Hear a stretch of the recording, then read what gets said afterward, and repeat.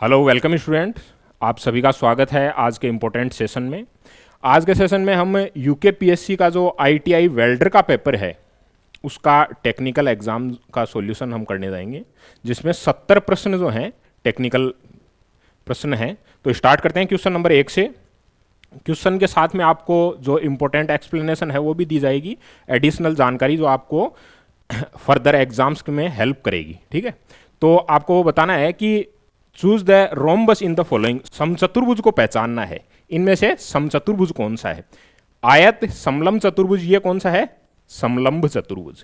ठीक है, तो समलंब चतुर्भुज की महत्वपूर्ण बात क्या होती है कि इसके जो डायगोनल्स हैं वो 90 डिग्री पर क्रॉस करते हैं। जो डायगोनल्स होते हैं वो 90 डिग्री पर इंटरसेक्ट करते हैं। जैसे यहां पर लिखा हुआ है all side of the rhombus are equal in length and diagonals bisect each other at right angle. तो रोम्बस के बारे में आपको इंपॉर्टेंट बात याद रखनी है, डायगोनल्स हैं जो 90 डिग्री पर इंटरसेक्ट करते हैं। तो ऑप्शन नंबर जो है आपका D is the correct answer. ठीक है, नेक्स्ट देखते हैं क्वेश्चन नंबर 2। आपको बताना है कि इन the following circuit which is value of total current. Total current I total बताना है। तो आपने क्रिचॉफ लॉ पढ़ा होगा, उसके अंदर जो आने वाली धारा है वो जाने वाली टोटल परिपथ में धारा है वो समान रहती है। तो यहाँ I1, I2 और I3 तीन धाराएं हैं जो करंट्स हैं वो आ रही हैं। तो टोटल करंट यहाँ पर I कितना होगा, तो आपने क्रिचॉफ लॉ पढ़ा है, तो टोटल करंट ऐड किया जाता है I1 plus I2 plus I3। ठीक है, तो option number A will be the correct answer. ठीक है, option A will be the correct answer. Kirchhoff law आपको इंपॉर्टेंट याद रखना है। नेक्स्ट क्वेश्चन है कि the non corrosive flux mixer used in the soldering of copper. Copper की soldering में नॉन कोरोसिव फ्लक्स कौन सा यूज किया जाता है। नॉन कोरोसिव फ्लक्स कौन सा यूज किया जाता है in case of soldering of copper. तो आपको इंपॉर्टेंट ध्यान रखना है, रेजिन जो है वो नॉन कोरोसिव फॉर्म के अंदर यूज किया जाता है कॉपर की सोल्डरिंग के अंदर। यहाँ पर रेजिन के बारे में आपको लिखा हुआ है कि it is used for soldering copper, brass, bronze, tin plate, cadmium, nickel, silver and some alloy of these metals. ठीक है, तो रेजिन जो है वो non corrosive as a solder use किया जाता है कॉपर की सोल्डरिंग में। ठीक है, fourth question, question number 4। Two inert gas usually used in welding. जैसा कि हमें पता है कि हम इनर्ट गैस यूज करते हैं ताकि वो एक आउटर मोस्ट जो है एटमॉस्फेयर के साथ सराउंडिंग जनरेट कर सके, जिसे इंट्रैप्ट ना हो, गैसें हैं वो इंट्रैप्ट ना हो सोल्डरिंग में जो अपन वेल्डिंग करते हैं उसके अंदर, और जो वेल्डिंग डिफेक्ट्स हैं वो जनरेट ना हो। तो उसकी वजह से जो गैसेज यूज की जाती हैं वो जनरली नोबल गैसेज जो है हम इनर्ट गैसेज कहते हैं कि एटमॉस्फेरिक जो इन्वायरमेंट है उससे रिएक्शन ना करें। तो जो कार्बन मोनोऑक्साइड है ये इनर्ट गैस नहीं है, तो ये ऑप्शन कैंसिल आउट हो जाएगा। कार्बन डाइऑक्साइड CO2 यहाँ पर दिया हुआ है, कैंसिल आउट हो जाएगा। अच्छा, हीलियम और argon, helium, argon and helium, ये जो गैसेज हैं उनका यूज हम जनरली वेल्डिंग में एज ए इनर्ट गैस या नोबल गैस की फॉर्म में यूज करते हैं। तो option number D will be the correct answer. ठीक है, यहाँ पर आपको लिखा हुआ है कि नोबल गैसेस जैसे हैं हीलियम, आर्गन है, उनको यूज किया जाता है और कॉस्ट इफेक्टिव भी है, तो इस वजह से। और अच्छा, ऑप्शन से भी आप जो कैंसिल आउट भी कर सकते हो ऑप्शन से, जैसे यहाँ पर कार्बन डाइऑक्साइड दिया हुआ है, ये कार्बन डाइऑक्साइड है, तो ऑटोमेटिकली कैंसिल आउट हो जाता है। आर्गन और हीलियम है वो एज ए इनर्ट गैस हम यूज करते हैं वेल्डिंग के अंदर। ठीक है, नेक्स्ट देखते हैं question number 5। Which of the following process is the pressure welding process. कौन सा निम्न में से कौन सा है जो प्रेशर वेल्डिंग प्रक्रिया है। तो इसका सही आंसर क्या होगा, रेजिस्टेंस वेल्डिंग। अच्छा, welding with pressure, without pressure, दोनों केसेस पॉसिबल हैं। पूरा वेल्डिंग का चार्ट है, आपको याद रखना है। अच्छा, इसका आंसर क्या होगा, resistance welding. Pressure welding process जो है वो रेजिस्टेंस वेल्डिंग, जिसमें हम प्रेशर यूज करते हैं। Application of pressure with pressure और विदाउट प्रेशर। ठीक है, तो विद प्रेशर कौन सी हैं और विदाउट प्रेशर कौन सी हैं आपको ध्यान में रखना चाहिए। पूरा वेल्डिंग का जो क्लासिफिकेशन है on the basis of source of heat है, एप्लीकेशन ऑफ प्रेशर है, फेजेज ऑफ बेस मेटल है, liquid solid and solid liquid mixer जो अलाइड प्रोसेस हम बोलते हैं, जॉइंट कॉम्बिनेशन कौन सा है, पोजीशन ऑफ वेल्डिंग कौन सी है, और आपका जो है मोशन जो है इन्वॉल्व्ड होता है मैकेनिज्म में, उसके बेसिस पर क्लासिफिकेशन। तो वेल्डिंग ऑफ क्लासिफिकेशन आपको क्लियर होना चाहिए, ठीक है ना। तो इसमें क्या दिया हुआ था, resistance welding, laser welding, laser में डायरेक्ट बीम डाली जाती है, थर्माइट वेल्डिंग, थर्मिट मिक्सर होता है, टिग वेल्डिंग के अंदर हम बोलते हैं कि जो नॉन कंज्यूमेबल इलेक्ट्रोड यूज किया जाता है टिग वेल्डिंग के अंदर, और जो आपका मिग वेल्डिंग है उसके अंदर कंज्यूमेबल इलेक्ट्रोड। मिग वेल्डिंग है जो आपकी मिग वेल्डिंग है उसके अंदर आपका कंज्यूमेबल इलेक्ट्रोड, और टिग वेल्डिंग के अंदर नॉन कंज्यूमेबल इलेक्ट्रोड, ठीक है, नॉन कंज्यूमेबल इलेक्ट्रोड। तो ये दोनों आपको इंपॉर्टेंट ध्यान में रखना है। यहाँ पर बोल रखा था कि जो प्रेशर वेल्डिंग प्रोसेस, तो रेजिस्टेंस वेल्डिंग पे जाएंगे हम। अच्छा, इसमें हीट जनरेट होती है, वो हीट जनरेट की वैल्यू क्या हम बोलते हैं, H is equals to I square R del T, that is the value of heat used in the resistance welding, ठीक है। क्लासिफिकेशन आपको इंपॉर्टेंट ध्यान में रखना है, इंपॉर्टेंट जो है क्लासिफिकेशन है वेल्डिंग का सारा आपको ध्यान में होना चाहिए। नेक्स्ट है कि इन the welding process the consolidated filler metal जो होता है इज नोन एज, किस नाम से जाना जाता है। In welding process the consolidated filler metal is known as.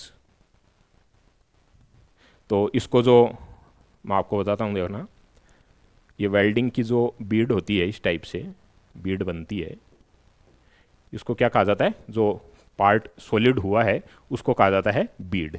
तो option number B is the correct answer, ठीक है। आपको पता होना चाहिए ऊपर वाला क्या होता है, रीइंफोर्समेंट, नीचे वाला रूट, जहां पर जो है ये जितना कितना जो वेल्डिंग का पार्ट है उसको पेनिट्रेट हुआ है, ऊपर वाली वैल्यू फेस, इसको फेस बोलते हैं, कितना ये जो है ये रीइंफोर्समेंट का अपर पार्ट है उसको फेस बोला जाता है, दैट इज द टो, ठीक है। ये सारी टर्मिनोलॉजीज है वेल्डिंग की, आपको पता होनी चाहिए। नेक्स्ट क्वेश्चन है कि select the cause of accident in the following. जो एक्सीडेंट के कॉज हैं वो कौन कौन से हैं। तो जनरल क्वेश्चन मानकर चलो आप इसको, कि केयरलेसनेस भी होगी, ignorance, unsafe layout, all of the above. तो option D all of the above, सभी जो है दुर्घटना के कारण है। जनरल क्वेश्चन है, आप बेसिक आइडिया से भी इसको कर सकते हैं, ठीक है। तो क्वेश्चन नंबर 7 का आंसर नंबर, क्वेश्चन 7 जो है उसका आंसर हो जाएगा डी, उपरोक्त सभी। Next question 8 number, oxygen gas pressure maintained in the cylinder used in gas welding. जो गैस वेल्डिंग के अंदर ऑक्सीजन का सिलेंडर है उसको, इसमें वैल्यू ध्यान रखना, केजी पर सेंटीमीटर स्क्वायर में आपको पूछा है वैल्यू जो है, तो इसकी वैल्यू कितनी होगी, अपन बोलते हैं 120 से 150 तक केजी पर सेंटीमीटर स्क्वायर के अंदर। जो ऑक्सीजन गैस सिलेंडर है गैस वेल्डिंग के अंदर, एक ऑक्सीजन सिलेंडर और दूसरा एसिटिलीन का सिलेंडर C2H2 सिलेंडर होता है। तो उसमें आपको ऑक्सीजन वाले सिलेंडर की वैल्यू पूछिए 120 से 150 तक, ठीक है। तो इंपॉर्टेंट आपको ध्यान में रखना है, ऑक्सीजन जो सिलेंडर है वो हम मेगापेक्स जो पास्कल है MPa उसके अंदर वैल्यू ध्यान में रखते हैं। ये शिमलेस सिलेंडर होता है, एक्सट्रूड प्रोसेस के थ्रू बनाया जाता है, और ब्लैक होता है और मेड स्टील होता है। प्रेशर मेंटेन्ड कितना होता है, 13 से 18 मेगापास्कल के अंदर। यहाँ पर आपको जो वैल्यू पूछी है वो पूछिए केजी पर सेंटीमीटर स्क्वायर। तो केजी पर सेंटीमीटर स्क्वायर में पूछे तो 120 से 150 तक ये वैल्यू होगी, ठीक है। और ठीक है सही, एसिटिलीन सिलेंडर, एसिटिलीन का सिलेंडर का कलर पूछा जाता है इंपॉर्टेंट, ऑक्सीजन का भी सिलेंडर का कलर पूछा जाता है, और एसिटिलीन है C2H2 जिसको हम बोलते हैं एसिटिलीन। अच्छा, इसको एसीटोन के अंदर रखा जाता है, अदरवाइज ये ब्लास्ट होने की प्रोबेबिलिटी रहती है इसकी। तो एसीटोन जो है उसके अंदर कीटोन ग्रुप होता है, आपने पढ़ा होगा कीटोन ग्रुप, एसीटोन है ये जो कीटोन ग्रुप होता है COO। एसिड 2 के लिए हम यूज करते हैं ना C2H2, उसके अंदर इसको जो है एसिटिलीन को स्टोर करके रखा जाता है। सिलेंडर का कलर काफ़ी बार एग्जाम में पूछा गया है, तो दोनों आपको इंपॉर्टेंट याद रखना है, ठीक है। Next question number 9, which welding process is similar some in contest of plasma arc welding. मतलब similar to plasma arc welding कौन सा प्रोसेस है। तो इसमें एज ए इलेक्ट्रोड के लिए कॉन्टेक्स्ट में पूछा गया है कि जैसे टंगस्टन का इलेक्ट्रोड हम बोलते हैं तो वो प्लाज्मा आर्क में भी यूज़ होता है, और टंगस्टन टिग वेल्डिंग है, जो टंगस्टन इलेक्ट्रोड वेल्डिंग है, टिग वेल्डिंग है, उसके अंदर भी टंगस्टन का इलेक्ट्रोड यूज़ होता है। तो उस वे में कॉन्टेक्स्ट में पूछा गया है इसका, तो option number D is the correct answer. ठीक है, तो आपको इंपॉर्टेंट ध्यान रखना है प्लाज्मा आर्क वेल्डिंग के बारे में। इंपॉर्टेंट जो पॉइंट्स हैं आपने अपने नोट्स बना रखे होंगे, यहाँ पर जो शॉर्ट नोट्स की फॉर्म में मैंने आपको अभी यहाँ पर ये प्लाज्मा आर्क वेल्डिंग आपको मैंने पूरा लिख के दे दिया शॉर्ट नोट्स की फॉर्म में। अच्छा, इसी प्रकार से टिग वेल्डिंग है, उसको भी मैंने आपको इंपॉर्टेंट नोट्स हैं उसको पूरा आपको लिख के दे दिया है, पूरा लिखा हुआ है। Non consumable electrode welding, 2 types of arc produce, एक ट्रांसफर टाइप और दूसरी नॉन ट्रांसफर टाइप। दोनों में डिफरेंस क्या है? इसमें इनिशिएट होती है जो टंगस्टन इलेक्ट्रोड वर्सेस जो बेस प्लेट होती है उसके बीच, और नॉन ट्रांसफर के अंदर इनिशिएट होती है बिटवीन टंगस्टन इलेक्ट्रोड और नोजल के बीच। ठीक है, आपने अपने नोट्स बनाए रखे होंगे जिनके अंदर।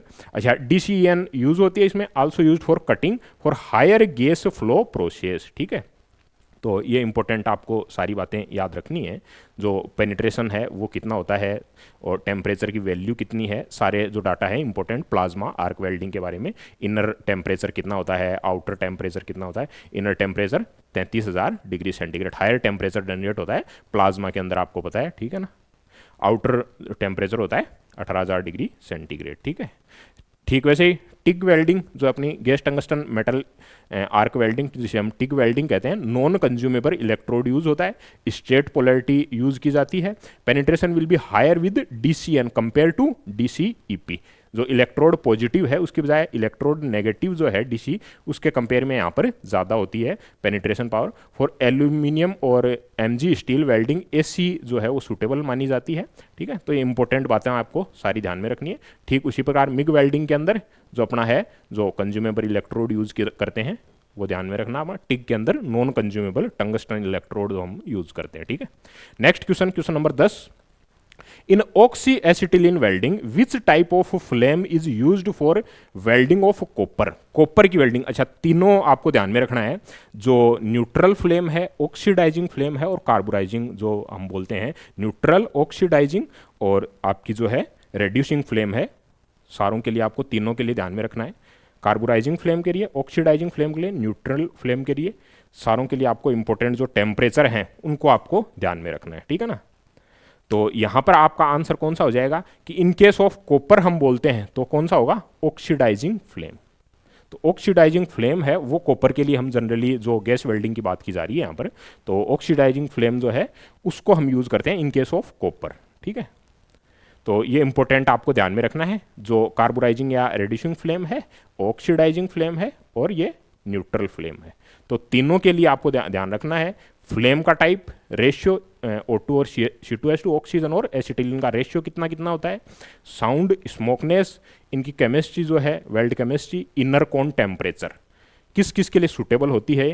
तो अभी कॉपर के लिए जो आपको बोला, तो आपको जनरली जो है न्यूट्रल फ्लेम भी अपन यूज़ करते हैं कॉपर के केस में, लेकिन आपको इन केस ऑफ क्वेश्चन पूछा जाए तो आपको ऑक्सीडाइजिंग जो है वो कॉपर के लिए ज़्यादा बेटर ऑप्शन है as compare to neutral flame. तो यहाँ न्यूट्रल की बजाय आपको ऑक्सीडाइजिंग के, इन केस ऑफ कॉपर की बात की जाए तो आपको ऑक्सीडाइजिंग फ्लेम पर जाना है। ठीक है ना, इसी प्रकार जो कार्बोराइजिंग फ्लेम है उसमें कौन कौन से जो मटेरियल हैं जिनके लिए सूटेबल है ये ध्यान में रखना है। टेम्परेचर रेंज है वो ध्यान में रखनी है आपको, important.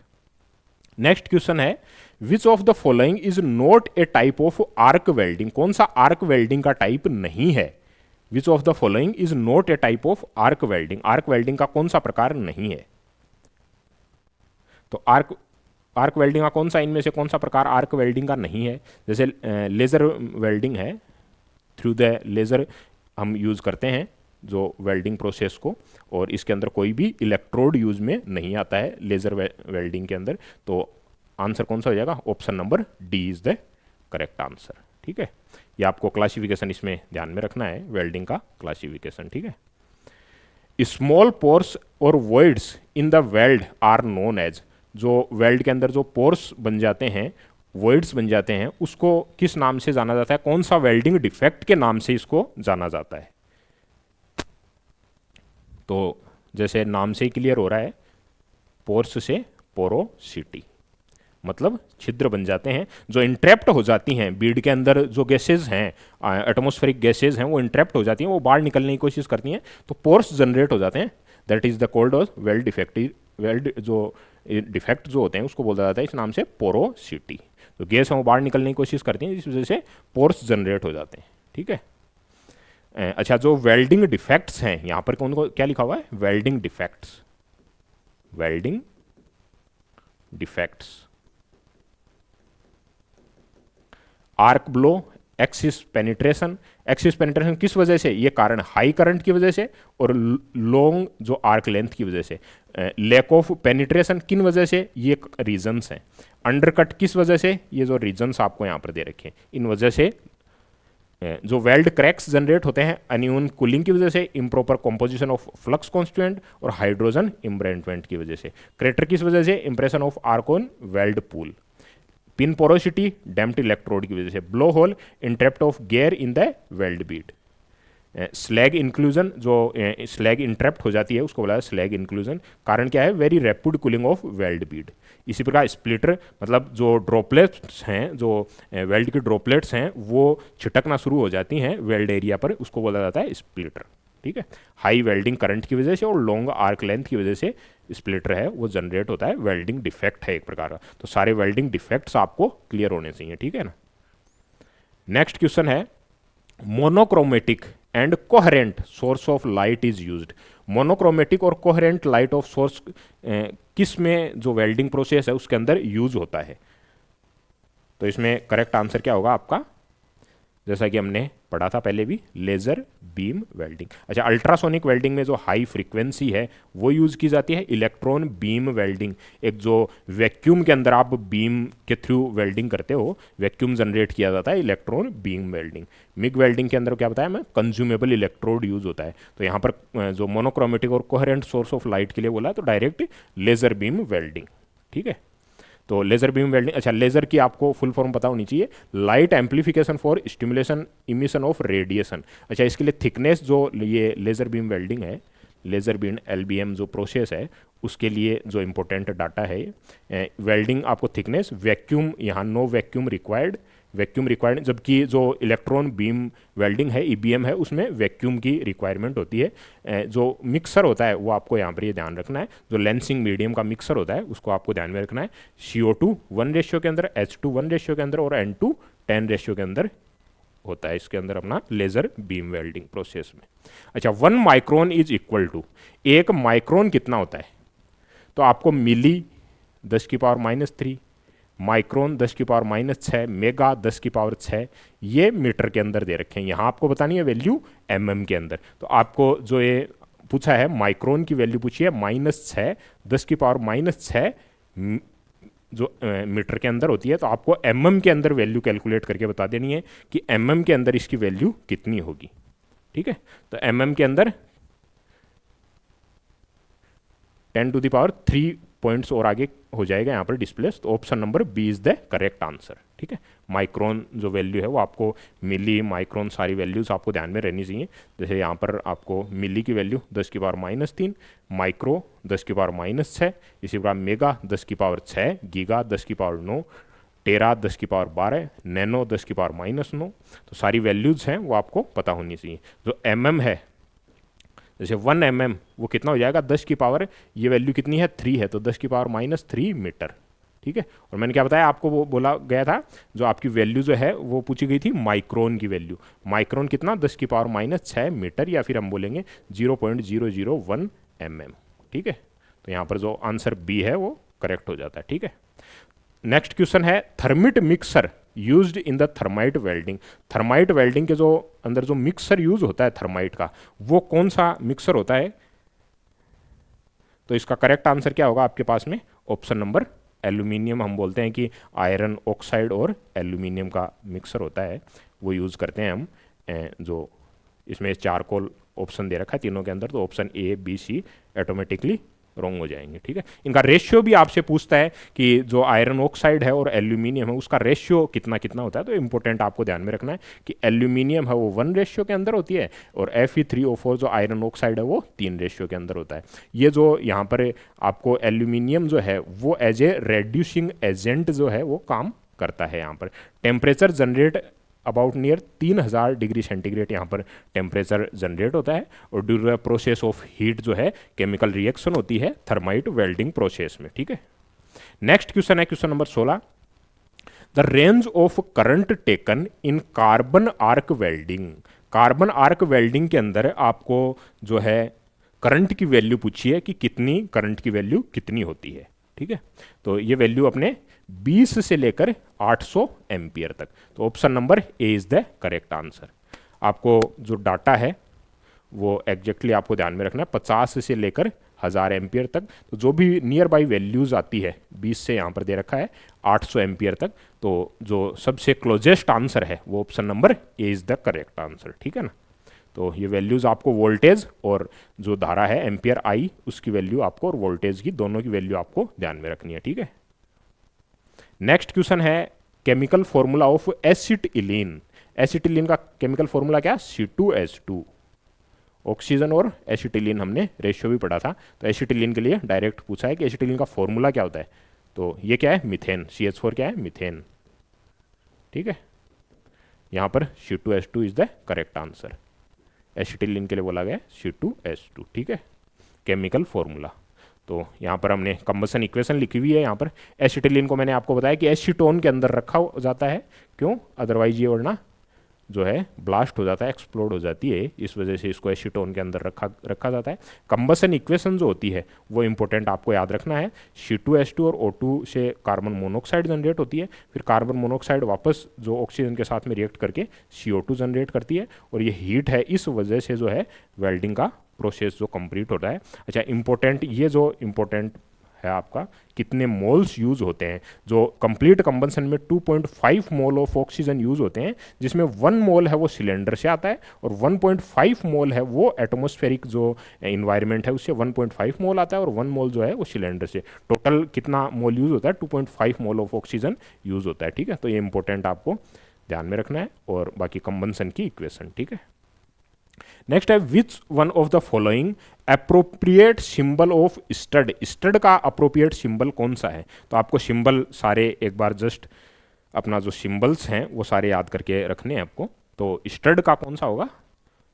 Option number B is the correct answer. ठीक है, तो स्टड के लिए आपको जो सिंबल्स है वो आपको याद रखना है, कौन सा ऑप्शन होगा।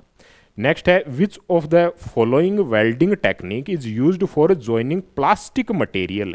प्लास्टिक मटेरियल के लिए कौन सी जो वेल्डिंग प्रोसेस है वो यूज की जाती है? तो हम जो मोस्ट सुटेबल वेल्डिंग प्रोसेस बताते हैं इन केस ऑफ प्लास्टिक, तो ultrasonic welding. Ultrasonic welding option number D. जो सिमिलर और डिसिमिलर दोनों प्रकार के जो मेटल्स हैं उनको ज्वाइनिंग करने में यूज आती है अल्ट्रासोनिक वेल्डिंग। तो अल्ट्रासोनिक वेल्डिंग के बारे में आपको ध्यान में रखना है कि सिमिलर और जो डिसिमिलर मेटल्स को ज्वाइन करने फ्रीक्वेंसी कितनी? 20 से। मैंने आपको बताया ना कि फ्रीक्वेंसी यूज होती है, कितनी फ्रीक्वेंसी? 20 से 60 जो है किलो हर्ट्ज, कई जगह आपको 40 मिलेगा। 20 से 60 की रेंज जो होती है किलो हर्ट्ज के अंदर वो यूज़ की जाती है। और thickness of 1 less than 1 mm का जो वेल्ड जनरेट करना है वो अल्ट्रासोनिक वेल्डिंग के थ्रू किया जाता है। ठीक है ना, तो अल्ट्रासोनिक वेल्डिंग के बारे में और अदर इंपॉर्टेंट जो पॉइंट्स हैं वो सारे आपको ध्यान में रखने हैं कि कितनी 20 से 60 जो मैंने हर्ट्ज फ्रीक्वेंसी, हाई फ्रीक्वेंसी होती है, 20 से 60 किलो हर्ट्ज की फ्रीक्वेंसी यहाँ पर जनरेट की जाती है, और इस फ्रीक्वेंसी की वजह से ही जो है आपका वेल्डिंग प्रोसेस होता है। एक्सटर्नल हीट सोर्स नहीं होता, कोई भी फिलर यूज नहीं, कोई शील्ड गैस नहीं, और no flux is used in the ultrasonic welding. ठीक है, और जो फोर्स ट्रांसड्यूसर जो है does apply force of sonotrode से, जो फोर्स जो ट्रांसड्यूसर से फोर्स जनरेट होता है सोनोट्रोड के थ्रू जनरेट होता है। ठीक है, तो किस पूरा प्रोसेस है उसके इंपॉर्टेंट पॉइंट्स आपको यहाँ पर लिखे गए हैं अल्ट्रासोनिक वेल्डिंग के। सब इंपॉर्टेंट पॉइंट्स आपको ध्यान में रखना है। ठीक है, अल्ट्रासोनिक वेल्डिंग के बारे में। ठीक है, ये सारे अल्ट्रासोनिक वेल्डिंग है उसके इंपॉर्टेंट पॉइंट्स हैं। नेक्स्ट क्वेश्चन, क्वेश्चन नंबर 19 हमने कंप्लीट कर लिया। 18 नंबर, उसके बाद में 19 नंबर में आपका अल्ट्रासोनिक वेल्डिंग। नेक्स्ट क्वेश्चन है question number 20। To store acetylene in the cylinder dissolved known as. तो जो आपको एसिटिलीन गैस है उसको किसके अंदर रखा जाता है? तो अभी बताया आपको एसीटोन के अंदर रखा जाता है। ठीक है, क्यों? क्योंकि ये एक्सप्लोड ना हो जाए, उस वजह से इसको जो एसीटोन कीटोन ग्रुप है उसके अंदर रखा जाता है। किसको? एसिटिलीन को, C2H2 को। ठीक है, तो option number C is the correct answer. ठीक है, नेक्स्ट देखते हैं which type of flame is used for welding of cast iron. तो आपको तीनों ध्यान में रखनी है कि जो अपनी न्यूट्रल फ्लेम है, कार्बोराइजिंग या रिड्यूसिंग फ्लेम है और ऑक्सीडाइजिंग फ्लेम है, तीनों कौन कौन से मटेरियल के लिए सुटेबल हैं, तीनों का आपको इंपॉर्टेंट ध्यान में रखना है कि कौन कौन से मटेरियल के लिए सुटेबल होती हैं। इंपॉर्टेंट सारों के लिए हमें याद रख के चलेंगे। तो इन केस ऑफ हम कास्ट आयरन हम बोलते हैं कि न्यूट्रल फ्लेम यूज्ड की जाती है। In case of cast iron neutral flame use की जाती है। जैसे मैंने अभी चार्ट बना के दिया आपको, उसके अंदर सारा आपको डिटेल लिखा हुआ है। इन केस ऑफ जो कास्ट आयरन है वो न्यूट्रल फ्लेम हम यूज़ करते हैं। कॉपर के केस में आप जो है ऑक्सीडाइजिंग फ्लेम पर जाएंगे। इन केस ऑफ कॉपर जो है ऑक्सीडाइजिंग फ्लेम आपके यूज आती है। ठीक है, नेक्स्ट क्वेश्चन है question number 22। In plain condition when welding is done left to right then the process is known as. जब वेल्डिंग प्रोसेस के अंदर जो वेल्डिंग लेफ्ट टू राइट की जाती है तो उस प्रोसेस को क्या कहा जाता है? उस प्रोसेस को क्या कहा जाता है? इंपॉर्टेंट आपको ध्यान में रखना है इसके अंदर। क्वेश्चन नंबर 22 के अंदर बैक हैंड या राइट वर्ड टेक्निक, इनके अंदर एंगल कितना होता है वो भी ध्यान में रखना है आपको। बैक हैंड या आपके राइट वर्ड टेक्निक, जिसके अंदर लेफ्ट टू राइट वेल्डिंग की जाती है। तो लेफ्ट वर्ड टेक्निक के अंदर क्या है? लेफ्ट वर्ड टेक्निक को, जो अपनी लेफ्ट वेल्डिंग टेक्निक है, उसको फॉरवर्ड या फोर हेड टेक्निक भी बोला जाता है। कैसे होती है? टॉर्च की फ्लेम किस डायरेक्शन में जा रही है, ये इंपॉर्टेंट है। टॉर्च जो फ्लेम है वो किस डायरेक्शन में मूव कर रही है, उसके बेसिस पर हम बोलेंगे। जैसे अगर राइट टू लेफ्ट कर रही है तो लेफ्ट वार्ड टेक्निक, अगर राइट वार्ड टेक्निक है तो जो टॉर्च की फ्लेम है वो लेफ्ट से राइट की तरफ मूव कर रही है। ठीक है, राइट वर्ड जो टेक्निक है उसको भी बोला जाता है बैकवर्ड या बैक हैंड टेक्निक भी बोला जाता है। जो राइट वर्ड जो लेफ्ट वाली है उसके लिए up to 5 mm thick plate के यूज होती है, और जो ओवर 5 mm थिक है, जो 5 mm से ज़्यादा है, अगर लेस देन 5 mm है, 5 mm से कम है, तब तो हम यूज़ करेंगे लेफ्ट वार्ड। और अगर 5 mm से ज़्यादा है, वेल्डिंग की थिकनेस 5 mm से ज़्यादा है, तब कौन सी यूज़ करेंगे? हम राइट वार्ड टेक्निक यूज़ करेंगे। ठीक है, तो इंपॉर्टेंट दोनों पॉइंट्स याद रखने हैं आपको। लेफ्ट और राइट जो दोनों को क्या बोला जाता है? फॉरवर्ड और बैक हैंड बोला जाता है। तो इस क्वेश्चन के अंदर अपना right answer option number C इसमें पूछा गया है, लेफ्ट टू राइट। तो लेफ्ट टू राइट के लिए हमने क्या बोला? बैक हैंड या फिर राइट वार्ड टेक्निक। ठीक है, नेक्स्ट है question number 23। Flux used for soldering GI sheet. जो फ्लक्स जो यूज होता है soldering for GI sheets, GI sheets के लिए कौन सा वाला फ्लक्स जो है यूज किया जाता है? तो आपने पढ़ा होगा इसके बारे में। जो अपना क्वेश्चन नंबर 23 है, hydrochloride. Option number A is the correct answer. ठीक है, तो जीआई प्लेट्स के लिए कौन सा यूज आता है? हाइड्रोक्लोराइड। नेक्स्ट क्वेश्चन है, the transformer used in AC welding. AC welding में कौन सा होता है? Step down transformer. Step down transformer हम यूज करते हैं। आपने पढ़ा होगा कि नंबर ऑफ कोइल्स जो हैं, प्राइमरी कोइल्स हैं, वो ज़्यादा हैं और सेकेंडरी कोइल्स कम है, तो उसको क्या बोला जाता है? Step down transformer. Step down transformer, transformer. ठीक है, तो आपका जो क्वेश्चन नंबर 24 है उसमें करेक्ट आंसर क्या होगा? 24 के अंदर करेक्ट आंसर क्या होगा आपका? Step down transformer. Number of मतलब प्राइमरी कोइल्स जो है, प्राइमरी कोइल्स जो है उसके अंदर नंबर ऑफ टर्न्स ज़्यादा हैं और सेकेंडरी में कम है, तो उसको बोला जाता है स्टेप डाउन ट्रांसफॉर्मर। ठीक है ना, जो प्राइमरी कोइल्स है यहाँ नंबर ऑफ जो टर्न्स हैं वो ज़्यादा है, कोइल्स ज़्यादा हैं और यहाँ पर कम है। जैसे आपको डायग्राम में भी दिख रहा होगा, यहाँ पर जैसे 4 बनी हुई है और यहाँ पर नंबर ऑफ 6 जो है, डायग्राम के अंदर भी आपको डिफरेंस देखने को मिल जाएगा। स्टेप डाउन ट्रांसफॉर्मर हम यूज करते हैं। Next question, in electric resistance welding voltage required for heating. तो हीटिंग के लिए जो रेजिस्टेंस वेल्डिंग है उसके अंदर आपको पूछा है कि वोल्टेज कितना होगा। तो रेजिस्टेंस वेल्डिंग में हमने जो एम्पियर धारा की वैल्यू देख ली, और साथ ही साथ आपको पता होना चाहिए कि हीटिंग के लिए रेजिस्टेंस वेल्डिंग में वोल्टेज कितना होता है। तो लगभग हम बोलते हैं 6 से 10 वोल्ट। ठीक है, option number B is the correct answer. लगभग हम यहाँ पर 10 वोल्ट तक अप टू 10 वोल्ट। तो इंपॉर्टेंट आपको ध्यान में रखना है कि current flow is determined by 3 factors हैं, इनके द्वारा डिटरमाइन किया जाता है। इसी प्रकार वोल्टेज है, लो वोल्टेज यूज किया जाता है 0.5 से लगभग 10 वोल्ट अप टू, और करंट कितना, लगभग 1 लाख एम्पियर, लगभग 1 lakh ampere in case of resistance welding. ठीक है, और जो थिकनेस है फॉर 3 mm उसके लिए हम 10,000 एम्पियर यूज करते हैं। तो इंपॉर्टेंट आपको याद रखना है रेजिस्टेंस वेल्डिंग के बारे में। नेक्स्ट क्वेश्चन है identify the appropriate symbol for you butt weld joint. You butt weld joint है, उसके लिए आपको इंपॉर्टेंट सिंबल है वो याद रखना है। तो जैसा कि आपको डायग्राम से ही क्लियर हो रहा होगा कि option number D is the correct answer. ठीक है, तो 26 का answer number D is the correct. ये आपको इंपॉर्टेंट ध्यान रखना है। Single U, single J, edged flange, corner flanged, single V जो ब्रेव है, बेवल, सिंगल बेवल जो है रूट फेस है, उसके लिए आपको ध्यान में रखना है। सिंगल वी स्क्वायर ग्रूव के लिए, सारों के लिए जो सिंबल्स हैं, सिंगल बेवल के लिए सारे सिंबल्स जो हैं वेल्डिंग सिंबल्स हैं वो आपको याद रखना है। यहाँ पर आपको सिंगल यू के लिए पूछा था, तो ये यहाँ पर ये डायग्राम में दिखाया हुआ आपको। ठीक है, नेक्स्ट क्वेश्चन है in which of the following welding process is non consumable electrode. तो इसमें तो कंज्यूमेबल होता है और टिग के अंदर आपका नॉन कंज्यूमेबल होता है। तो 27 का आंसर नंबर कौन सा हो गया आपका, ऑप्शन नंबर ए।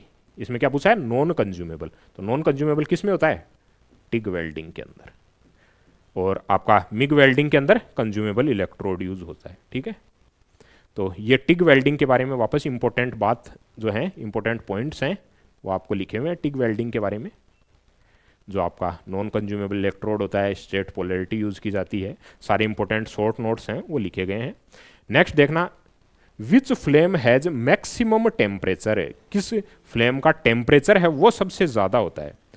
तो आपको पता होगा कि हम बोलते हैं कि ऑक्सीडाइजिंग जो फ्लेम है, जो हमने बोला कि कॉपर के लिए सूटेबल होती है, वहाँ सबसे मैक्सिमम टेम्परेचर होता है ऑक्सीडाइजिंग फ्लेम के अंदर। कितना टेम्परेचर बोलते हैं हम ऑक्सीडाइजिंग फ्लेम के अंदर, लगभग 3500 degree centigrade. In case of carburizing flame 2900 degree temperature, और न्यूट्रल फ्लेम का टेम्परेचर लगभग 3200 डिग्री टेम्परेचर। तो इनर कौन जो होती है उसका टेम्परेचर सबसे ज़्यादा होता है, आउटर वाली फ्लेम होती है उसका टेम्परेचर कम होता है। जैसे जैसे इनसाइड आप आते हो जो अपना आर्क है उसके अंदर फ्लेम में, तो इनर वाली कोन का टेम्परेचर सबसे मैक्सिमम टेम्परेचर इनर कोन का, जो टेम्परेचर लिखा हुआ है इनर कोन टेम्परेचर ही लिखा हुआ है, यहाँ पर वैल्यू भी लिखी हुई है इनर कोन, और इनर कोन का टेम्परेचर ही सबसे ज़्यादा होता है। किसके केस में, ऑक्सीडाइजिंग फ्लेम के केस में 3500 डिग्री टेम्परेचर। यहाँ पर हमने क्या बोला कि ऑक्सीडाइजिंग फ्लेम। ठीक है, नेक्स्ट क्वेश्चन है reverse polarity is used for. Reverse polarity किसके लिए यूज होती है। तो एक तो जो आपका पोलैरिटी के लिए क्वेश्चन आया है डायरेक्ट 29 नंबर क्वेश्चन, तो हम बोलते हैं कि जो थिन जॉब्स होती हैं उनके लिए हम क्या यूज करते हैं, रिवर्स पोलैरिटी यूज करते हैं। दोनों आपको पोलैरिटीज के बारे में आपको पता होना चाहिए, डीसीआरपी रिवर्स पोलैरिटी और स्ट्रेट पोलैरिटी। जो रिवर्स पोलैरिटी है वो थिन शीट्स के लिए, और जो स्ट्रेट पोलैरिटी है वो थिक शीट्स के लिए। तो दोनों आपको ध्यान में रखनी है, और इनके बारे में जो पेनिट्रेशन ऑफ वेल्ड है, हीट जनरेशन है, मेटल डिपोजिशन रेट है, आर्क ब्लो और स्टेबल जो स्मॉलर आर्क है, वो सारे पॉइंट्स आपको ध्यान में रहना चाहिए डीसीएसपी और डीसी आरपी के बारे में इंपॉर्टेंट पॉइंट्स। ठीक है, नेक्स्ट क्वेश्चन है विच type of electric current is used in TIG welding. जो इलेक्ट्रिक करंट कौन सा यूज होता है in case of TIG welding. तो टिग वेल्डिंग के अंदर हमारे पास जो टिग वेल्डिंग के अंदर जो हमारे पास यूज होता है, तो हम बोलते हैं कि हम एसी भी यूज करते हैं और डीसी दोनों यूज करते हैं। तो both A and B is the correct answer in case of TIG welding. TIG welding के अंदर हमारे पास में यहाँ पर लिखा हुआ है, जो आपके पास में एसी भी यूज होता है और डीसी भी यूज होता है। डीसीईएन एज कम्पेयर टू डीसीपी, यहाँ पर पेनिट्रेशन ज़्यादा होती है, तो डीसीपी और डीसीईएन दोनों यूज करते हैं। और जो आपको एसी वेल्डिंग है वो किसके लिए सूटेबल है, जो एल्यूमिनियम और मैग्नीज जो है उनके लिए सूटेबल है एसी वेल्डिंग। तो एसी और डीसी बोथ यूज करते हैं in case of TIG welding. ठीक है, तो इंपॉर्टेंट पॉइंट्स आपके टिग वेल्डिंग के बारे में आपको ध्यान में रखना है। अच्छा, इनर्ट गैस यहाँ पर लिखा हुआ है आर्गन, हमने स्टार्टिंग में पढ़ा था हीलियम और आर्गन जो है इनर्ट गैस यूज़ की जाती है इन केस ऑफ वेल्डिंग। जो इनर्ट गैसेज होती हैं उनका यूज़ किया जाता है। तो ये फर्स्ट क्वेश्चन था जैसे आपका। नेक्स्ट क्वेश्चन है कि which of what is the detrimental effect of excessive fast welding in arc welding, मतलब आप बहुत स्पीड से वेल्डिंग कर रहे हो तो वेल्डिंग डिफेक्ट जो जनरेट होगा उसका नाम क्या है। आपकी वेल्डिंग की स्पीड ज़्यादा है तो जो वेल्डिंग डिफेक्ट जनरेट होता है उसका नाम क्या होता है कि स्प्लिटर जो होते हैं, मैंने आपको बताया कि ड्रॉपलेट्स हैं वो वेल्ड एरिया के अंदर पूरा स्प्रेड हो जाते हैं, जिसको हम स्प्लिटर बोलते हैं। यहाँ पर हमने बोला वेल्ड एरिया के अंदर किस वजह से होता है, high current long arc length की वजह से जो है स्प्लिटर जनरेट होता है। तो एक्सेसिव जो स्पीड ज़्यादा है वो भी एक यहाँ पर रीज़न होता है स्प्लिटर जनरेट होने का। जो स्मॉल ड्रॉपलेट्स हैं वो एरिया के अंदर जो वेल्ड एरिया है उसमें स्प्लिट हो जाती हैं, ठीक है। टिप ऑफ सोल्डर, सोल्डर की टिप किससे बनी होती है, तो हम क्या बोलते हैं, कॉपर से जो सोल्डर की टिप है CU जो है उससे बनी होती है। तो इम्पोर्टेंट ये आपको लिखा हुआ है यहाँ पर, जैसे सोल्डर की टिप है वो कॉपर की बनी हुई होती है, और इस सॉफ्ट सोल्डर हार्ड सोल्डर ये भी इंपॉर्टेंट है, दोनों आपको याद रखना है। सोल्डर की टिप के लिए पूछा है यहाँ पर तो कॉपर की। नेक्स्ट क्वेश्चन है कि oxygen cylinder used in welding in gas welding field by oxygen eight which temperature, ये टेम्परेचर ध्यान में रखना, फ़ारेनहाइट में पूछा आपको टेम्परेचर, तो फ़ारेनहाइट में ऑक्सीजन सिलेंडर है उसका टेम्परेचर आपको ध्यान में रखना है, जो हम सेंटीग्रेड के अंदर जनरली हम याद करके चलते हैं। यहाँ पर फ़ारेनहाइट के अंदर आपको ध्यान में रखना है कि 70 फ़ारेनहाइट। इन केस आपको याद नहीं भी हो फ़ारेनहाइट में तो आप कन्वर्ट भी कर सकते हैं, जैसे अपन बोलते हैं कि C/5 = F-32/9 और K-273.15/5। तो इस वैल्यू से आप जो आपके पास में सेंटीग्रेड में वैल्यू आपको अगर याद है तो फ़ारेनहाइट की वैल्यू आप जो है कैलकुलेट भी कर सकते हैं, ठीक है।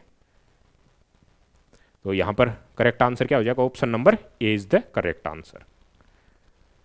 नेक्स्ट क्वेश्चन है the suitable brazing technique for gold jewelleries, gold jewelleries जो हैं उनके लिए जो ब्रेजिंग की बेस्ट सुटेबल टेक्निक्स है वो कौन सी है, तो option number C is the correct answer, torch brazing, ठीक है।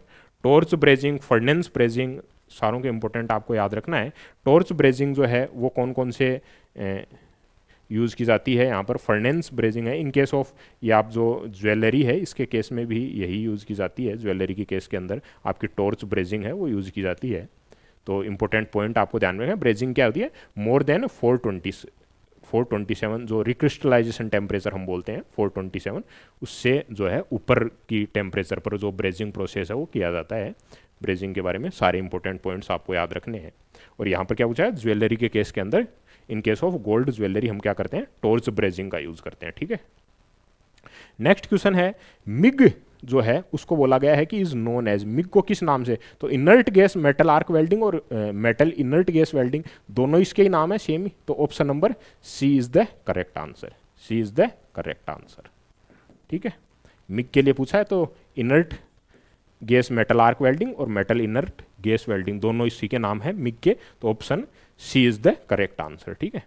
यहाँ पर आपको लिखा हुआ है गैस मेटल आर्क वेल्डिंग या फिर मेटल इनर्ट गैस वेल्डिंग, दोनों किसके नाम है, मिग वेल्डिंग की, ठीक है, मिग वेल्डिंग। और मिग वेल्डिंग में आपका कंज्यूमेबल इलेक्ट्रोड, मैंने बताया आपको कंज्यूमेबल इलेक्ट्रोड यूज किया जाता है in case of MiG welding, ठीक है। वायर की फॉर्म के अंदर होता है electrode. In spot welding the minimum spacing between the two spot of weld should not be less than, तो इसके लिए कितनी वैल्यू बोलते हैं हम, 3D की वैल्यू हम बोल के चलते हैं कि जो वैल्यू मिनिमम स्पेसिंग है इन केस ऑफ वेल्डिंग जो है स्पॉट वेल्डिंग के केस में, तो मिनिमम जो वैल्यू होती है स्पेसिंग होती है दो स्पॉट्स के बीच के अंदर, वो दो स्पॉट्स जो स्पॉट वेल्डिंग है ये दो स्पॉट्स जो बनते हैं इसके अंदर मिनिमम वैल्यू 3D होनी चाहिए। तो प्लेट की थिकनेस जो डायमीटर ऑफ द प्लेट है उसको बोला गया है D, ठीक है। जो टिप डायमीटर है, इलेक्ट्रोड टिप डायमीटर है, जैसे ये जिस इलेक्ट्रोड से हम करते हैं उस इलेक्ट्रोड का जो टिप है उसका डायमीटर इज द D, तो ये वैल्यू जो है इन दोनों के बीच की ये वैल्यू बोली जाती है 3D, मिनिमम जो स्पेसिंग है वो 3D बोली जाती है in case of spot welding, ठीक है।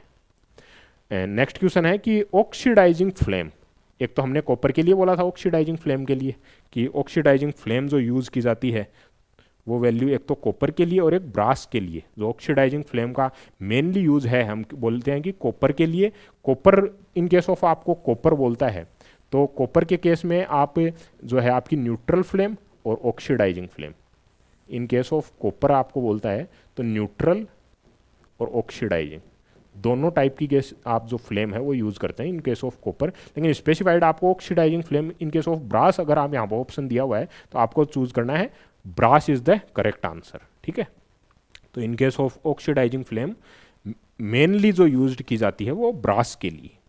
इसी वजह से जो दोनों ऑप्शन मैंने आपको वहाँ पर लिखे थे क्वेश्चन नंबर 37 के अंदर, जैसे जो कॉपर है उसको न्यूट्रल के अंदर भी यूज़ करते हैं और ऑक्सीडाइजिंग के अंदर भी यूज़ करते हैं। तो आपको स्पेशली अगर क्वेश्चन किस वे के अंदर फॉर्म किया गया है उसके बेसिस पर आंसर करना है। वहाँ पर हमने कॉपर आंसर किया था, लेकिन कॉपर में ऑक्सीडाइजिंग और न्यूट्रल दोनों के लिए जो है कॉपर यूज़ किया था, कॉपर में दोनों यूज़ की जाती हैं।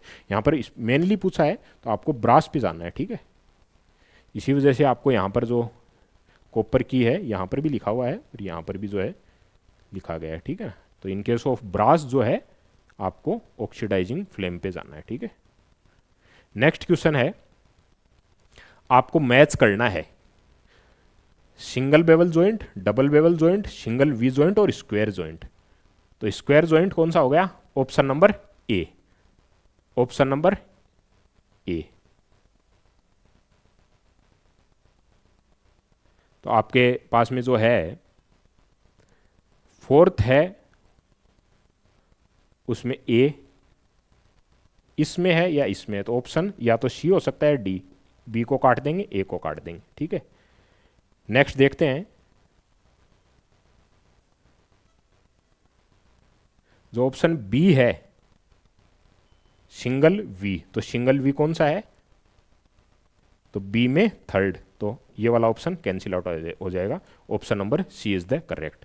जो ए है यहां पर ए में फोर्थ आ जाएगा, बी में थर्ड, सी में पहले वाला ऑप्शन आ जाएगा सिंगल बेवल, और ये वाला जो आपका डबल बेवल। ठीक है, तो option number C is the correct answer. Next देखना, सोल्डरिंग इज कंप्लीट बिलो और ब्रेजिंग इज कंप्लीट अबो। तो हम रिक्रिस्टलाइजेशन टेम्परेचर अभी मैंने आपको बताया कि 427 डिग्री सेंटीग्रेड, एग्जैक्ट वैल्यू 427 नहीं दी हुई है, तो हम 450 पे जाएंगे यहाँ पर, 450 पे। ठीक है, तो option number D is the correct answer. जो सोल्डरिंग है वो तो बिलो 427 और ब्रेजिंग है वो अबोव 427, जो रिक्रिस्टलाइजेशन टेम्परेचर हम बोलते हैं। तो option number D is the correct answer. Next, ये यहाँ पर सोल्डरिंग और ब्रेजिंग में डिफरेंस आपको बोला गया है, जो फिलर मटेरियल है वो लेस देन 427 और यहाँ पर मोर देन 427। कौन कौन से जो अलॉयज हैं उनके लिए यूज़ की जाती है, सारे पॉइंट्स है इंपॉर्टेंट सोल्डरिंग और ब्रेजिंग के बारे में आपको ध्यान में रखना है। ठीक है, नेक्स्ट है, in arc welding which type of rays radiates during fringe light. तो कौन कौन सी रेज जो है जनरेट होती है, IR और UV रेज। तो option number C is the, सबसे ज़्यादा पेनिट्रेशन पावर किसकी होती है? गामा रेज होती है, उसकी सबसे ज़्यादा पेनिट्रेशन पावर होती है। But in case of arc welding हमें पूछा है कि कौन सी जो है रेज जनरेट होती हैं, तो अपना करेक्ट आंसर क्या होगा? Option number C is the correct answer. ठीक है, नेक्स्ट देखते हैं, the temperature of neutral flame. तो न्यूट्रल फ्लेम के अंदर मैंने आपको बताया कि न्यूट्रल फ्लेम है उसका टेम्परेचर मैंने कितना बताया? 3200 डिग्री सेंटीग्रेड। तो सबसे नियर बाई ऑप्शन जो है उस पर जाना है आपको, तो ऑप्शन नंबर सी है वो करेक्ट आंसर होगा आपका यहाँ पर। ठीक है ना, ऑप्शन नंबर सी जो है वो करेक्ट आंसर होगा। जो 3200 डिग्री हमने न्यूट्रल फ्लेम के लिए बोला, 3200 डिग्री सेंटीग्रेड, सबसे नियर बाई ऑप्शन आपको जाना है 3160 डिग्री टेम्परेचर पे आपको जाना है। Option C is the correct answer.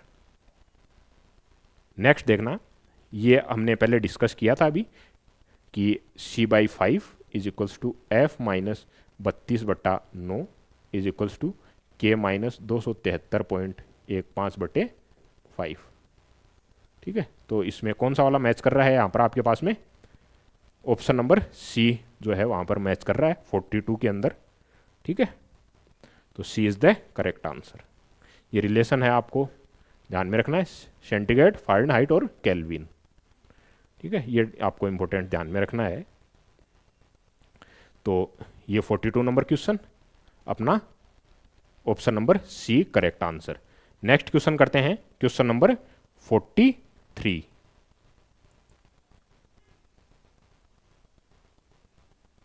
तो क्वेश्चन नंबर 43 अपना जो है, द फैक्टर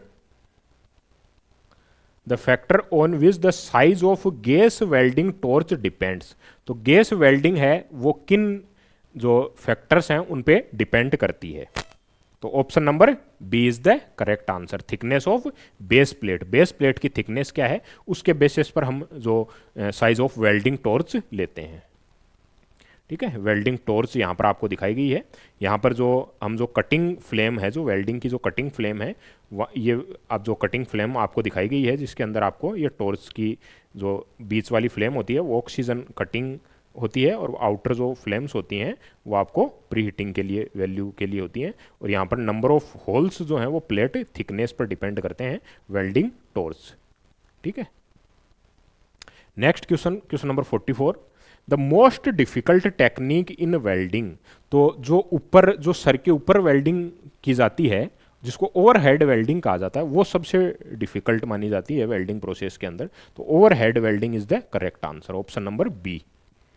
ठीक है, ये आपको पता होना चाहिए फ्लैट पोजीशन कौन सी होती है, हॉरिजॉन्टल, वर्टिकल और ओवरहेड पोजीशन। जो एक्सिस है वेल्डिंग की एक्सिस है, और जो जॉब है, जॉब वर्सेस ऑब्जेक्ट जो है अपनी वेल्डिंग की जो एक्सिस ऑफ वेल्ड है उसके बेसिस पर फ्लैट पोजीशन, हॉरिजॉन्टल, वर्टिकल और ओवरहेड, ये आपको सारे इंपॉर्टेंट ध्यान रखने हैं कौन कौन सी पोजीशन है। सबसे डिफिकल्ट पोजीशन मानी जाती है ओवरहेड, जो सर के ऊपर जो वेल्डिंग की जाती है उसको बोलते हैं ओवरहेड वेल्डिंग, क्योंकि वहाँ पर ड्यू टू ग्रेविटी जो है मोल्टन मेटल है वो ड्रॉप डाउन हो सकता है। तो सबसे डिफिकल्ट मानी जाती है ओवरहेड वेल्डिंग। ठीक है, नेक्स्ट क्वेश्चन है the suitable thickness in case of seam welding. Seam welding में सुटेबल थिकनेस कितनी होती है ये आपको बताना है। तो आपको ध्यान होगा कि जो अप टू 3 mm हम बोलते हैं कि थिकनेस होनी चाहिए in case of seam welding. तो ऑप्शन नंबर ए पर जाएंगे, option number A is the correct answer. तो सीम वेल्डिंग में आपको इंपॉर्टेंट पॉइंट्स यहाँ पर दिए हुए हैं सारा सीम वेल्डिंग के अंदर, जिसको बोलते हैं continuous spot welding, that is called seam welding. Continuous spot बनाए जाते हैं इस टाइप से, इसको बोला जाता है सीम वेल्डिंग। ठीक है, अप टू 3 mm जो है थिकनेस हम लेते हैं in case of seam welding. यहाँ पर वैल्यू ये लिखी हुई भी है, not suitable for plate thickness more than 3 mm। तो अप टू 3 mm जो हम थिकनेस लेते हैं। कौन कौन से मटेरियल के लिए सुटेबल है, वेल्डिंग करंट सीम वेल्डिंग में ज़्यादा होता है इन केस ऑफ स्पॉट। ठीक है, नेक्स्ट क्वेश्चन है सिंबल बताना आपको, इंफॉर्मेशन सिंबल। तो जनरल क्वेश्चन है, ऑप्शन नंबर बी पे जाओगे आप, ऑप्शन नंबर बी पे जाओगे आप, जनरल इंफॉर्मेशन है, बेसिक क्वेश्चंस है। Next question, another name of brilliant combustion in oxy acetylene flame. Oxy acetylene flame के केस में जो ब्रिलियंट कंबंशन है वो किसके द्वारा बनाया जाता है। तो मैंने आपको बताया जो इनर कोन है वो सबसे हायर टेम्परेचर जनरेट करती है, और वो भी जो आपकी ऑक्सी जो है आपकी 35 degree centigrade oxy welding process जो है उस केस में आपका सबसे ज़्यादा ऑक्सीडाइजिंग फ्लेम है।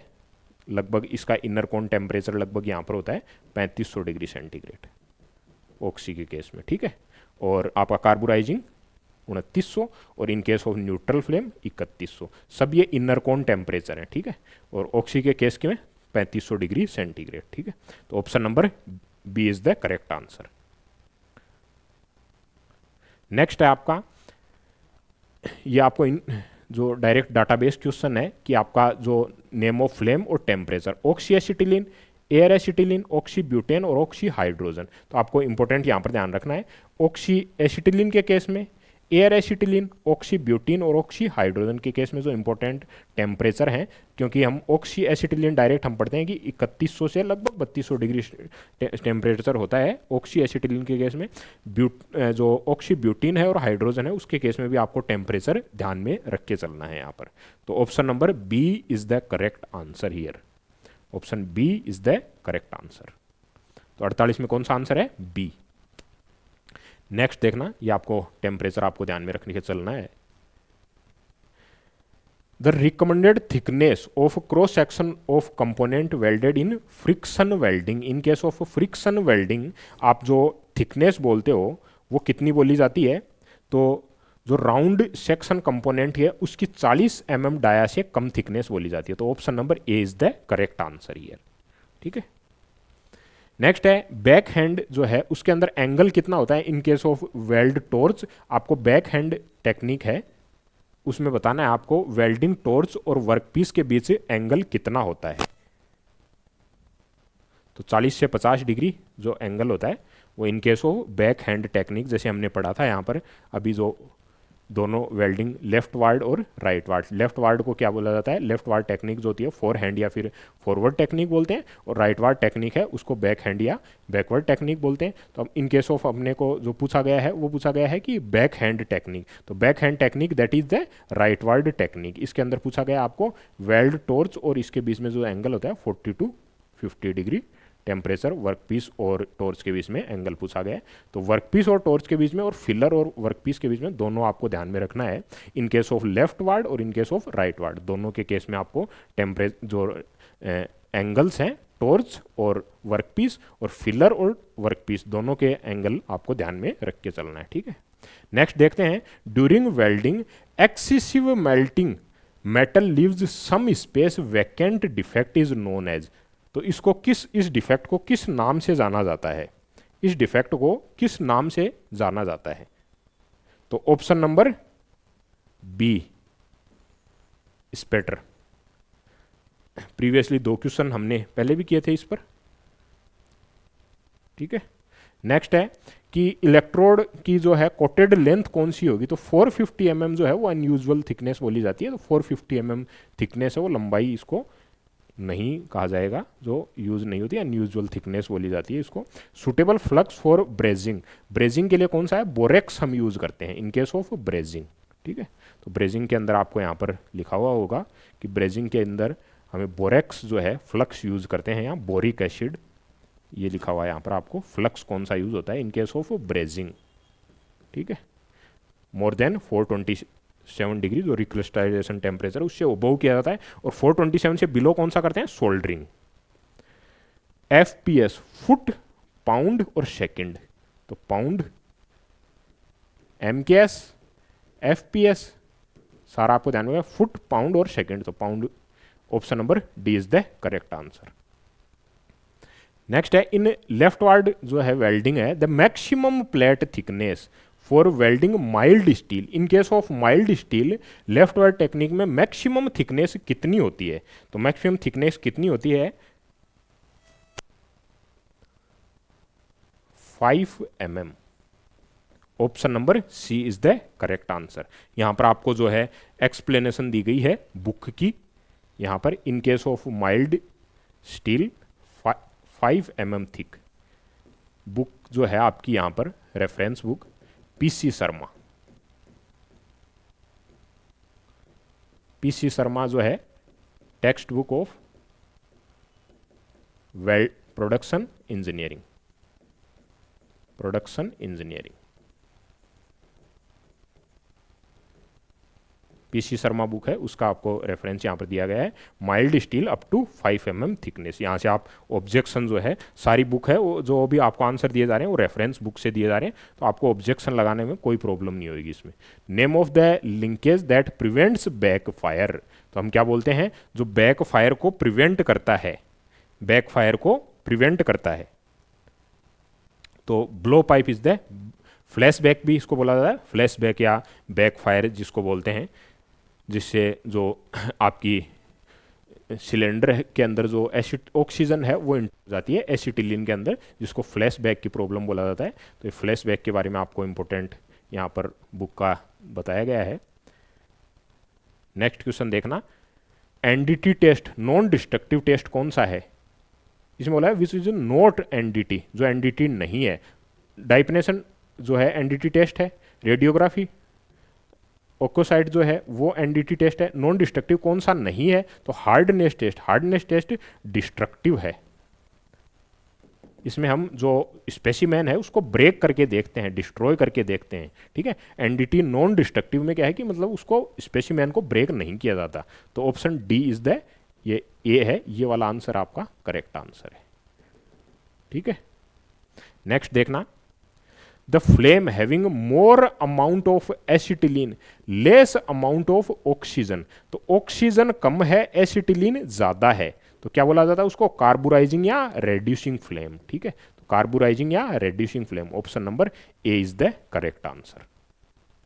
नेक्स्ट क्वेश्चन है, which of the following statement is not true about electron and laser beam welding. Laser beam welding और इलेक्ट्रॉन बीम वेल्डिंग के केस में कौन सा वाला स्टेटमेंट इनमें से सही नहीं है, कौन सा वाला स्टेटमेंट इनमें से सही नहीं है। इसमें बोला हुआ है कि डिस्टोर्शन, तो डिस्टोर्शन नहीं होता इनके अंदर। सबसे कम हीट अफेक्टेड जोन बोला जाता है इलेक्ट्रॉन बीम और लेजर बीम के केस में, तो ये हाई डिस्टोर्शन लिखा हुआ है, ये गलत लिखा हुआ है। लो हीट इफेक्टेड जोन होता है जिसकी वजह से डिस्टोर्शन भी कम होता है यहां पर। ये आपके इंपॉर्टेंट पॉइंट जो एलबीएम के बारे में, लेजर बीम वेल्डिंग के बारे में आपको इंपॉर्टेंट पॉइंट्स हैं जो यहां पर लिख के दिए गए हैं। ठीक है, ये सारा आपको लेजर बीम वेल्डिंग के बारे में। नेक्स्ट है, if it is possible to prevent spatter in the welding then it is placed over the weld surface. तो जो सैंड है उसके ऊपर रखने से जो है, जो स्प्लिटर है जो वेल्ड करते हैं हम, उसके अंदर जो सारा वेल्ड एरिया के अंदर मोल्टन मेटल फैल जाता है मेटल, तो वो सैंड को रखने प्लेस्ड कर देते हैं, तो उस वजह से उसको स्पैटर को रोका जा सकता है। ठीक है ना, तो यहाँ पर आपको जो स्मॉल ड्रॉपलेट्स हैं वेल्ड एरिया पर फैल जाती हैं, किस वजह से फैलती हैं और कैसे रोका जा सकता है, थ्रू द सैंड। ठीक है, तो sand is the correct answer. The principal constituent used for the coating of electrode, तो आयरन ऑक्साइड। मेन कॉन्स्टिट्यूएंट कौन सा होता है, आयरन ऑक्साइड। ठीक है, नेक्स्ट है आपको कलर ऑफ ऑक्सीजन सिलेंडर, तो ऑक्सीजन का ब्लैक और एसिटिलीन का मैरून। ठीक है, तो इन केस ऑफ आपको ऑक्सीजन सिलेंडर बोला है कि in oxygen cylinder oxy acetylene welding is, oxy acetylene process is.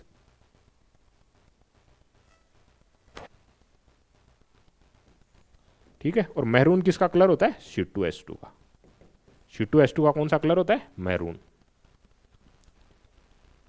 जैसे आपने जो कॉमर्शियल सिलेंडर हैं उनको भी देखा होगा, या तो आपको ब्लैक या ब्लू कलर का उनका ज़्यादातर रहता है, उनका ब्लू कलर रहता है इन केस ऑफ कॉमर्शियल, लेकिन हम जो यूज़ करते हैं इन केस ऑफ वेल्डिंग तो ब्लैक कलर हम यूज़ करते हैं। जो आपका ऑक्सीजन का एसिटिलीन का मैरून कलर यूज़ किया जाता है। ये I²R∆T ये एच रेजिस्टेंस है, जिसकी वजह से जो रेजिस्टेंस वेल्डिंग में हीट जनरेट होती है और उसके थ्रू हम वेल्डिंग करते हैं, तो ये हीट की वैल्यू होती है H = I²R∆T। ठीक है, तो ये हीट है, इसको जूल हीटिंग भी कहा जाता है रेजिस्टेंस वेल्डिंग में।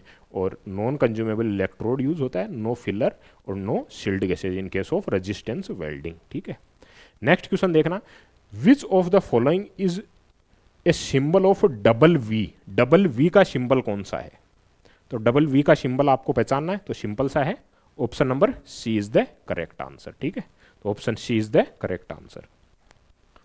ये आपको सिंबल्स बना के दिए हुए हैं, तो ये आपको पूछा गया था डबल वी वाला सिंबल, बाकी सिंबल्स भी आपको ध्यान में रहने चाहिए। ठीक है, नेक्स्ट देखना, temperature of arc in metal arc welding. तो मेटल आर्क वेल्डिंग के केस में कितना टेम्परेचर होता है आपका, 2000 से 3500 डिग्री जो टेम्परेचर है वो हम बोलकर चलते हैं। ठीक है, तो option number D is the correct answer. Next देखना, in which of the following welding process bare electrode and granular flux. तो ग्रेनुअल फ्लक्स किस में यूज करते हैं हम, सबमर्ज्ड आर्क वेल्डिंग के अंदर। ठीक है, सबमर्ज्ड आर्क वेल्डिंग है उसमें हम ग्रेनुअल फ्लक्स यूज करते हैं, आपको पता होगा। और सबसे वेल्डिंग स्पीड भी बोला जाता है कि इसी की सबसे ज़्यादा वेल्डिंग स्पीड भी ज़्यादा होती है इसकी, तो इंपॉर्टेंट आपको ध्यान में रखना है submerged arc welding. Submerged arc welding के बारे में ये सारा इंपॉर्टेंट पॉइंट है, सबमर्ज्ड आर्क वेल्डिंग के बारे में, सबमर्ज्ड आर्क वेल्डिंग के बारे में इंपॉर्टेंट पॉइंट्स हैं, शॉर्ट नोट्स हैं जो आपको ध्यान में रखने हैं। सबमर्ज्ड आर्क वेल्डिंग में डायरेक्ट इनसे आप में एग्जाम के अंदर क्वेश्चन पूछा है, जैसे वेल्डिंग स्पीड से आपको डायरेक्ट पूछ लेगा, आपको जो करंट की वैल्यू है वो डायरेक्ट पूछी जाएगी, तो ये सारे आपको इंपॉर्टेंट ध्यान रखने हैं सबमर्ज्ड आर्क वेल्डिंग के बारे में। The main element of soft welder, तो मैंने आपको पहले भी अभी लिख के बताया था, सॉफ्ट वेल्डर और हार्ड वेल्डर जो हैं, तो सॉफ्ट वेल्डर में हमने क्या बोला था कि PbSn का जो अलॉय होते हैं उनको क्या बोला जाता है, Pb और Sn के अलॉय जो होते हैं, लेड Pb और टिन Sn, उनके अलॉय को क्या बोला जाता है, सॉफ्ट वेल्डर बोला जाता है। ठीक है, तो सॉफ्ट और हार्ड दोनों को आपको इंपॉर्टेंट याद रखना है कि सॉफ्ट क्या होते हैं और हार्ड, सिल्वर जो बेस्ड अलॉय इनको हार्ड बोला जाता है, और सॉफ्ट वाले PBSN अलॉय होते हैं उनकी, जिनकी गुड कोरोसिव जो कोरोजन है, अगेंस्ट द कोरोजन जो रेजिस्टेंस होता है वो ज़्यादा होती है सॉफ्ट वेल्डिंग सोल्डर की। तो आपको सॉफ्ट और हार्ड दोनों याद रख के चलने सोल्डर के केस में। ठीक है, नेक्स्ट आपको ये मैथमेटिक्स का क्वेश्चन दिया हुआ है, तो सिंपल 1/8, 8 एकम 8 और 1 9, 9/8, और यहाँ पर 3 दूनी 6 और 2 8, 8/3 प्लस 4 तिया 12 और 3 15/4। यहाँ पर आप एलसीएम ले लोगे कितना, 24, 8 तिया 24, 9 तिया 27 और 3 8 24, 8 8 64 और 4 6 4 6 24 और 15 6 90। यहाँ पर ये आपकी जो वैल्यू आ जाएगी कैलकुलेट करके, आपकी कितनी वैल्यू आ जाएगी, एग्जैक्ट वैल्यू आपकी option number A is the correct answer. A is the correct answer. ठीक है, ये वैल्यू आप कैलकुलेट कर लोगे, 27, 64 और 90, 181/24 दैट इज 7 13/24। ठीक है, तो ये आपकी वैल्यू आ जाएगी यहाँ पर। नेक्स्ट देखना है, in which type of welding there is a fixed polarity. Fixed polarity किसके केस में बोलते हैं हम, डीसी वेल्डिंग के केस में फिक्स्ड पोलैरिटी। ठीक है ना, तो डीसी वेल्डिंग की जो पोलैरिटी है वो फिक्स्ड पोलैरिटी हम बोलते हैं। तो found in DC not in AC, जो पोलैरिटी है इन केस ऑफ डीसी पाई जाती है फिक्स्ड पोलैरिटी। तो डीसी के बारे में इंपॉर्टेंट याद रखना आपको। नेक्स्ट सिंपल है, शीम कंटिन्यूस स्पोर्ट, ये रहा कंटिन्यूस स्पोर्ट्स, ये कौन सा है, प्रोजेक्शन वेल्डिंग। प्रोजेक्ट किए जाते हैं, दो जो प्रोजेक्शन होते हैं अपर प्लेट पर वो लोअर प्लेट पर पेनिट्रेट कर जाते हैं, जिसकी वजह से वेल्डिंग हो जाती है। कंटिन्यूस स्पोर्ट वेल्डिंग या शीम वेल्डिंग, कौन सा, option number D is the correct answer. ठीक है, तो यहाँ पर आपको ध्यान रखना है, ये अगेन पीसी शर्मा से रेफरेंस लिया गया है, ये जो टेक्स्ट बुक है आपकी प्रोडक्शन इंजीनियरिंग की।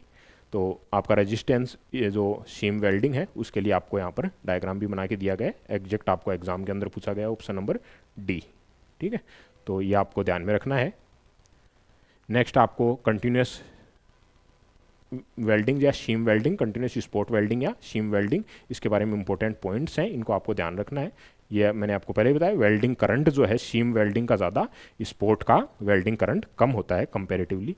तो ये आपका जो इम्पोर्टेंट सेशन था, जो कि अपना ITI जो है यूके SSC का जो ITI वेल्डर का पेपर था, उसका टेक्निकल सॉल्यूशन आपको मैंने प्रोवाइड किया, और विद रेफरेंस, और जो रेफरेंस लिए गए हैं वो स्टैंडर्ड बुक है जो PC शर्मा उसमें से लिए गए हैं। तो इस सेशन को यहीं बाइंड अप करते हैं। Okay, thank you guys.